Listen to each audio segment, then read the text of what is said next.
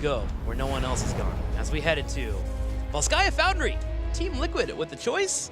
Zealots will elect to get first pick. And I know people have gotten better at this battleground, but every time I see Team Liquid on this map, I'm worried. They were the first to really showcase how you can just break people down on the battleground. People have gotten better at handling it, but Team Liquid is always a name to remember. I don't think it's really a secret anymore on how to dominate the battleground, but it's really still a secret for a lot of people in here, League. That is for sure. What's that robot do? 2 of you can get in it. That's like Joe. Just get in it, please. Just get in it. It's true, man. You can't make statements like that. There was a guy recently who there was a huge discussion. I think it was in Red, where someone was like, "What about we do a hero that counts as 2 but gets controlled by 1 player?" And it's like, yeah. So what do? You go in a draft for Hero League, and if someone picks that hero, you just kick out a random player? I like it. And everyone's just like, oh, there could be a couple of downsides. And I'm just like sitting there like, have you ever heard of this thing that's called a draft? Yeah. And then someone points out, I was like, didn't think about that thing. Hey, at least they're pushing the envelope, right? We need people like that, and then we have the people to counter. You know, that's working together. That's teamwork. The thing is, who wouldn't want to play that hero? If you have a hero that is twice as strong as anyone else, make it death. Everybody would play it. Yeah, I might play it. I might give it a shot. I might give it a dabble. If I'm twice as strong as anyone else on the map, might be a hero that I'm interested in.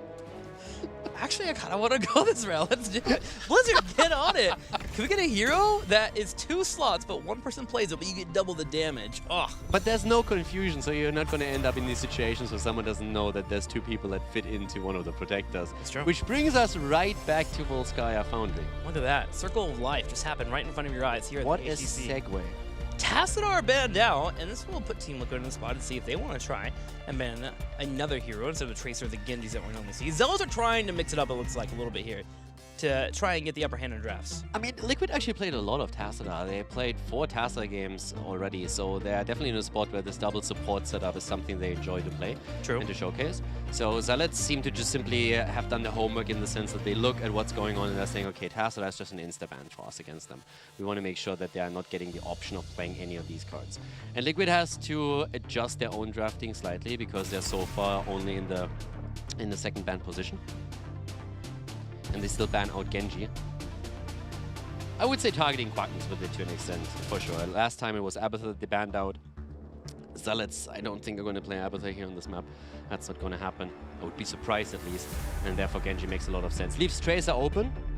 Question simply remains, is other Zealots willing to play Tracer if they don't have Tassadar in the mix as well? Because oftentimes when you're seeing Tracer being played, you want to have a pseudo support as well or a double support.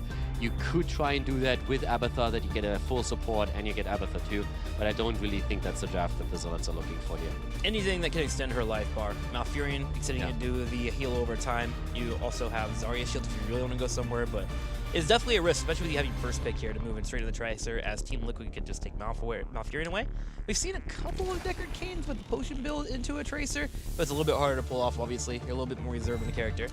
But I mean, look at the priority for Deckard Cain. We've been mentioning it before when we were heading into the last game. When you look at Malfurion now, a 35% win rate, 12 wins, 22 losses. And then you go look over to Deckard Cain, and Deckard Cain is sitting at nearly 70% at this point, 14 wins and 7 losses. The zone control that he brings, and especially when he reaches level 20 and he has the bottomless flask, there is just so much sustain on any kind of objective that demands area control. That demands you controlling a space where you can really say, okay, we're here, we have set up already, Deckard has everything in position, how are you going to deal with that? I remember Granite Gaming on Cursed Hollow last week, actually. They had Deckard Cain throw down 5 potions, and then he was killed, but because of the 5 potions there with level 20, they were able to still win that team fight and take away the boss. The control that he brings to the field, and of course his late game prowess is something that you cannot ignore. It's to the point where we're talking about Malfurion and his roots and how strong it can be for disengaging or even following up a stun. Deckard is equally as strong in that regard too. Chromie and Malfurion will come out for Team Liquid, looking to grab those stacks on the Protector, and Malfurion will be able to keep her alive as well as he drops down the roots and keeps her healed up.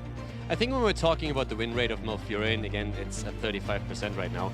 we have to also at least throw in a bit of a caveat that especially the top teams that played started to move away from Malfurion slightly and more towards Deckard, whereas a lot of the teams that lost within the first 2 weekends, a lot of their games have still just picked Malfurion. So I don't think that Malfurion is really going to stay at those 35%, but that just tilted the entire balance a little bit more towards Deckard and away from Malfurion. He is still an extremely strong support, as reflected here by Liquid going into a second pick on him.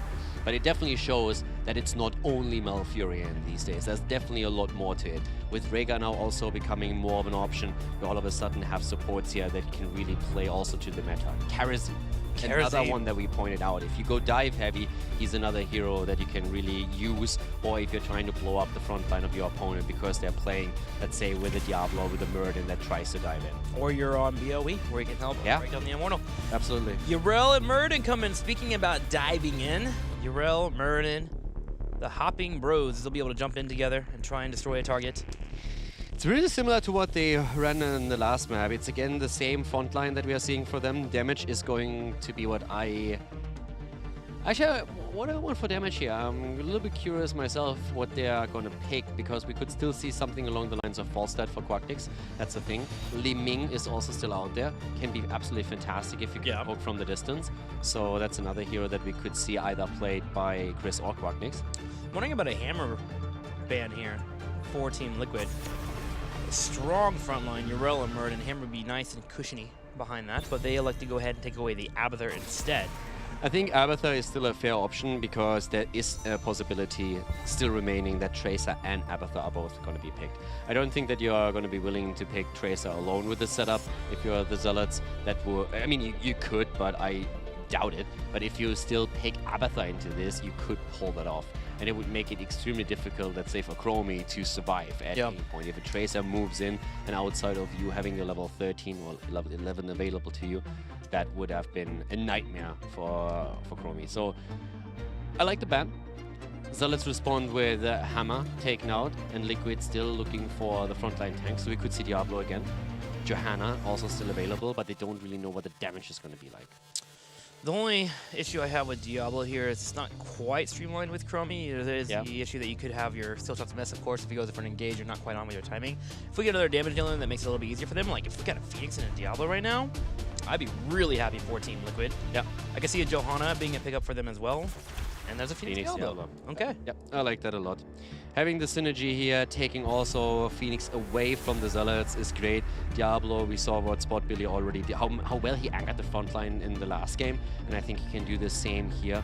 Then they have, of course, the slows and Phoenix with the damage, where he can capitalize on it. But as you said, they need to make sure that Chromie and Diablo communicate properly who they're going to go for, so that there is no overlap, that Diablo doesn't ruin a kill, for example, so that they set those up properly.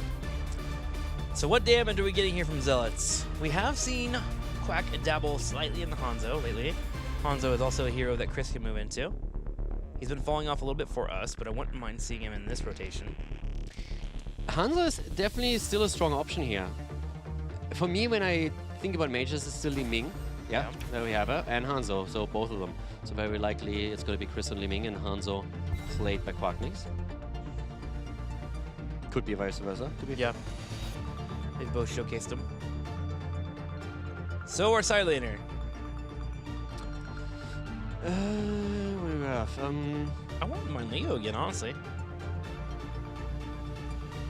Yeah, definitely. Adds more slows to the equation as well. Helps them with that setup. More wave clear. You need it. I still feel... Okay, Thrall. Also, Earthquake. Same thought process. You trade out higher wave clear for a little bit more poke. Yeah. Which would be good around the control point if you can try and bruise your opponents down. We'll have to be careful. Yrel and Murden jumping on Thrall is still a scary prospect to deal with. Being able to Stormbolt, damage, fall open to maybe a Scatter Arrow, Thrall's done. I still think it's going to be rough for Zealots. I like the draft better than what they had in the last map. I really think that the damage output is better from them, and they also have tools where they can easily follow up with a good arrow and then try and use Li Ming to capitalize on it. Chromie, if she ever gets flanked, is going to be in trouble. But when I look over to Team Liquid, always assuming that Chromie is able to hit a couple of these shots, this is still looking really good. Phoenix should be able to do a ton of damage in this. You have Earthquake, you have Lightning Breath to feed off, we have Malfurion for Root Lockdown. So the setup for Team Liquid is fantastic, and they look strong on map 1. They fell behind a little bit in the mid game, but when it really mattered in the team fights towards the end of the match, they just dominated and did extremely well against Zealots. I think Chromie really has the room here to do really well. Temporal Loop is even an option for them with having Kayn here. You could just completely try to blow up a target and then have that follow-up, as you mentioned, from Phoenix and Diablo. Should be some pretty easy kills. I think I have to agree with you. I think Team Liquid right now, the draft is looking really good for them on this map. Let's go to game number 2. As we head into Volskaya Foundry, we'll see if Team Liquid can go up 2-0, or if we'll get a tie series here from the Zealots. Game number 2 as Team Liquid has the lead, and Nurok again here on the support, this time on Malfurion, as Arcana finds himself on Chromie. Sport Billy on Diablo, and we have Hazorps on Phoenix with Eternal on Thrall, going straight into the Echo of Elements. On the right side, in the red, Shad to play Deckard, Zarmni on Yrel, Robodoba to play Muradin, Quacknix on Li Ming, and Chris on Hanzo. And this time, especially with Li Ming on the other side, we see actually Soul Shield taken on Diablo for his level 1, so Sport Billy with a slight adjustment in builds compared to the map before. Also, Sapphire here for Shad again. Keep in mind that we saw a bit of a different build coming out of Nurok in game number 1. But it's also true for Robodoba, who makes an adjustment here, because on the last map he went straight into the third wind, but at this point they are more interested in having burst damage available, and that brings us straight into the perfect storm here. Which I actually find a little bit interesting, since with Chromie around and also Phoenix, you could have made a strong argument for third wind again, just so that you can move out of the objective and back in again after you heal up with your trade to an extent. Feels like the argument kind of goes both ways here. If you get a little bit more damage, this is quicker, Chromie is dead. I will say there are probably some people in chat right now that are watching the stream that enjoy a dead Chromie, and Murdoch can help get that done, so we'll see if they'll be able to finish it up. Let's be fair, who doesn't enjoy a dead Chromie? I think the players that are playing Chromie don't enjoy a dead Chromie. Unless they like the animation of the death screen, which is pretty nice. Do you know the ABCs of Heroes of the Storm? No, let's hear it. For draft? Okay, let's hear it. ABC, always ban Chromie. What? It's the ABC of drafting in I was ready for you to have like an A word, a B word, and then a C word. It is an A word, a B word, and a C word. All ban Chromie. Always ban Chromie. Oh, snap, it is! Ah, Tim. Nice. So it's not only cast the math, it's cast ABCs now as well? Dude, spelling is hard, man. Yeah, I know. Word, spelling, math, everything that requires communication that a caster needs, that stuff is so difficult, man. What's the letter that comes after C? D. I'm proud of you. Thanks, man. All ban Chromie. Always. Duh. Always ban Chromie. Duh. I like it. ABCDs. Okay, you got the duh. It rings better. Yeah, I like it. Be that as it may, Chromie definitely one of the heroes that a lot of people have some trouble playing against, or don't really enjoy too much. So that's one of those moments where as a Muradin, you really like having that extra damage from the Stormbolt. If that's what secures the kill against her, you've made good choices. Let's actually talk about that a little bit. Chromie and dodging skill shots. A lot of players in Hero League complain about her stacking ability, and yes, it is something that is very hard to deal with. If she's able to stack pretty hard, it does become oppressive. It burns you down. But what's something that you can do in your own games to make it a little bit better for yourself? Look what Robodoba is doing. He's always looking for Arcaner. He wants to make it very difficult for her to get those stacks. And if he gets vision on her, suddenly his teammates are unable to sidestep her attacks that are coming her way. So try to do that if you're the main tank. Get up in the front line a little bit, look out for Chromie, try to sidestep, but of course put yourself in a position to where your teammates can make the plays to not get hit. Yeah, and especially in Hero League, while we're already at Hero League advice, it's not so much true for competitive, where Chromie players are usually playing extremely careful and way far to the back. But especially in Hero League, most Chromie players overextend quite a bit. So you can always try, so you can always try and just simply exploit the animation that she has. So whenever you see that happening, you can move in and try to get that Stormbolt set up. Like we could just see now, Arcana wants to go for a full combo, and immediately the reaction from Quacknix, who shoots the entire combo into Chromie's face and gets half of the hit point cooldown. So that's exactly what you're looking for. You're waiting for her to execute a combo, and that's the time or the moment when you pounce. Also, knowing this, stood up the moment Chromie went in for that Sandblast and put damage on Robodoba. He's done this now twice. He is protecting the Chromie as much as he can.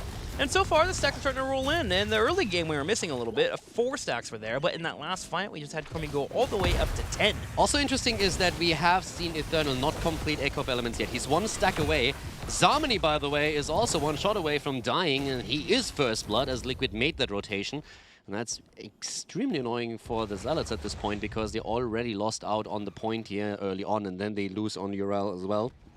Now we're having Thrall completing his quest. And I was just about to say that if Thrall doesn't complete his Echo of Elements during the first objective phase, the Zealots have a bit of an easier time contesting that spot for the time being.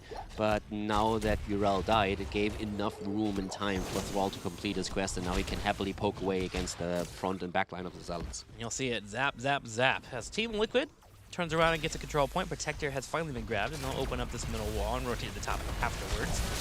Zealots realizing after their death on the bottom lane, just had to give up the control point, didn't have a chance to move in for the engage.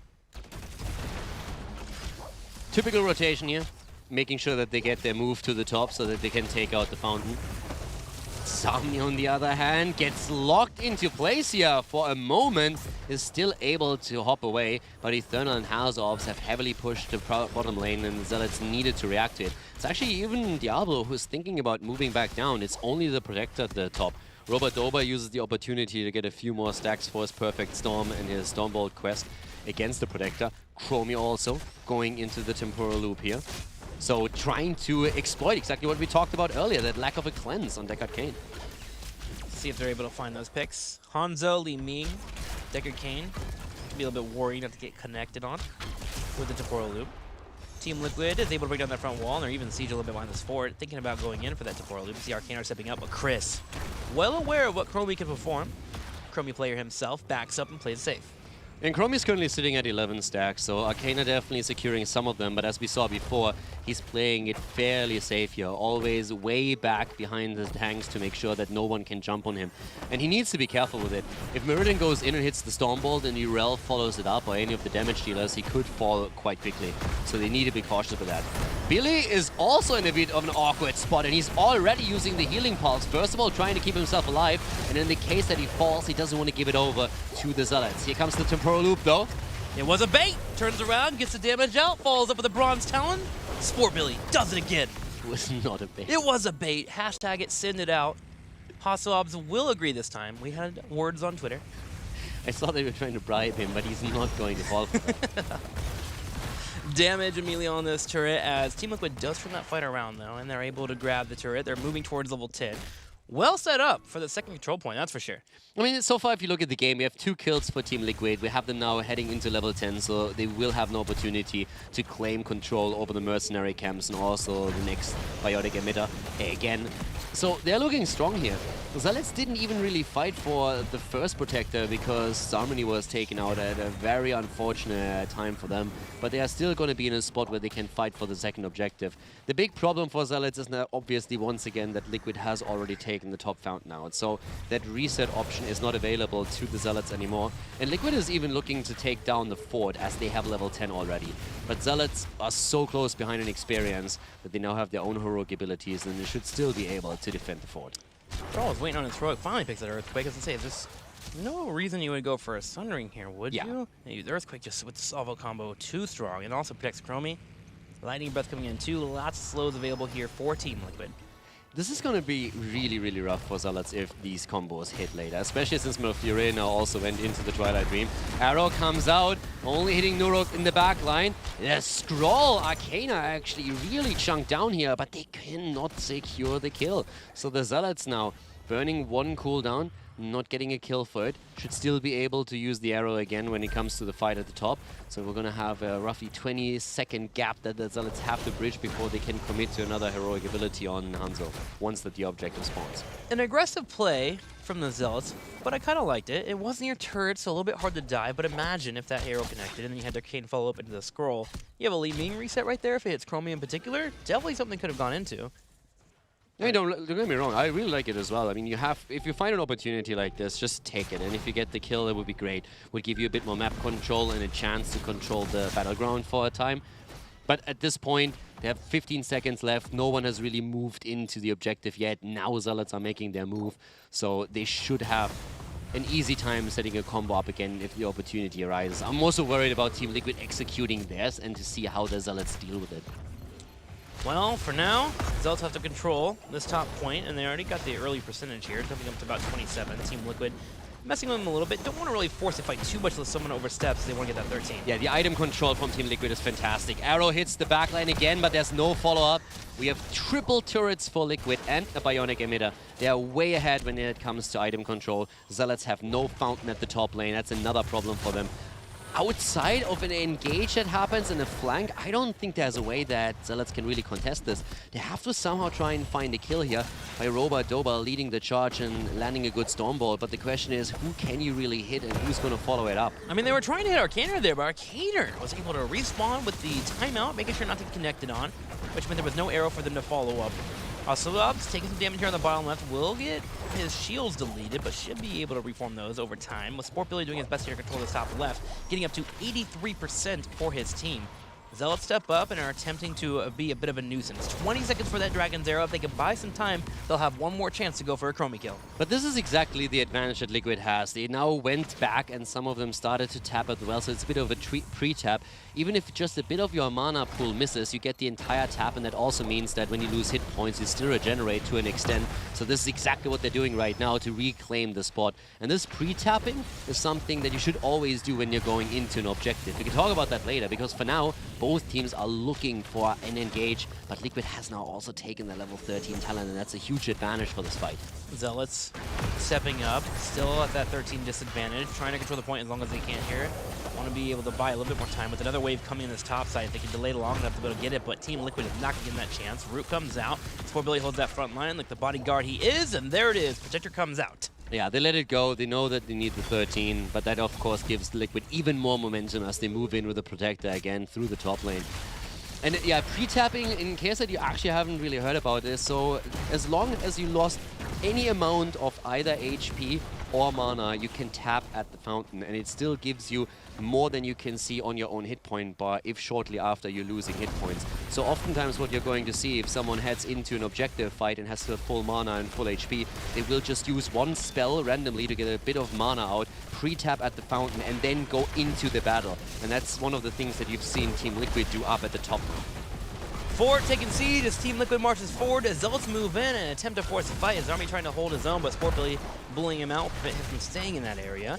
Fort gets taken up, so 2 forts down. Team Liquid jumping up in experience, about 14.25, and they have time here, a good 25 seconds to work on the bottom lane. Now, with turrets being in the way, Zealots should be able to defend, but they continue to be careful with Temporal Loop lingering.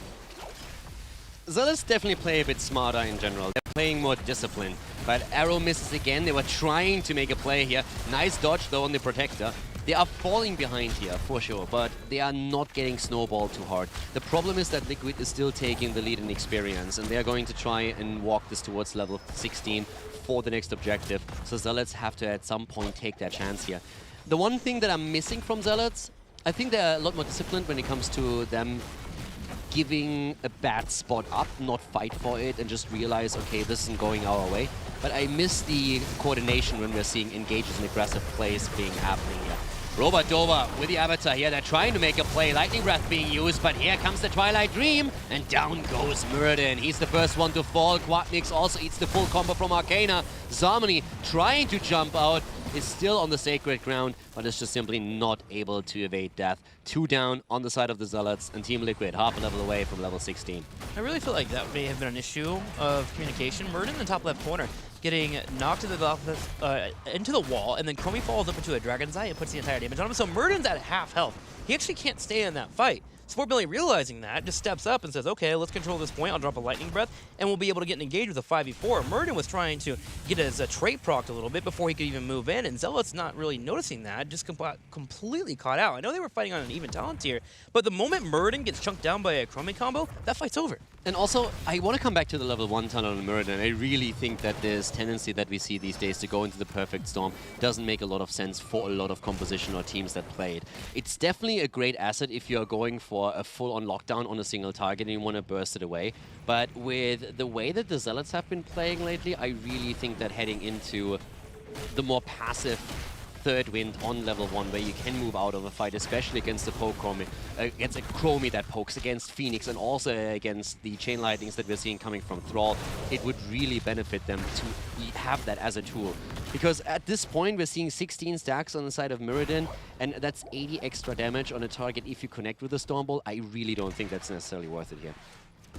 Speaking of stacks, though, Chromie still hurting, sitting at 27 of the 60 that she needs. But so far, all she's been is sieging around and dropping that temporal loop, and Team Liquid's been following it up. So, hey, you don't need the stacks if you're able to get the kills anyways. 4-0 in kills, speaking of. Yeah, and one of the things that we are seeing from Arcanas, actually, that he follows up with is Dragon's Eyes. So once that we have the Dragon's Breath come in and the Dragon's Eye connect, that extra damage is actually fantastic. So it's not all the damage that really is in those Sand Blasts. That's a great tool for poking and also keeping the opponent at bay. But as long as he follows up on combos with the Dragon's Breath, he's golden. Well, he's been doing that. Zealot's about to hit 16. They'll have a chance here to fight over this third protector, but Team Liquid already has their first layer of defense and a well to tap to if they need to move there. Top camp already pushing in for both teams, but Zealots seem to be committing to this bottom lane. We'll see if Chris can open the fight. So far, that's been the strategy for Zealots. Try to land an arrow. Not a major one has connected yet, but there's still a chance. To be honest, the situation could be way worse for the Zealots. Again, 4 items against their 1. They only have 1 turret, but still they have level 16 talents, so this is still a fight they can take. They are behind, especially in talents, don't get me wrong, but it's still something where if they get a good flank, if they get a good engage, if they get that Stormbolt into an arrow through Chris, they can find the kill. Against Eternal maybe it's a backline target, but it's not hopeless. They're at least on even talents with their opponent. Team Liquid thinking about forcing a fight here in the top right corner. Murden goes in, but he actually gets rooted in the middle of his jump, so he can't get the angle that he wants. Yeah, here's also the first turret that now gets dropped on the conveyor belt.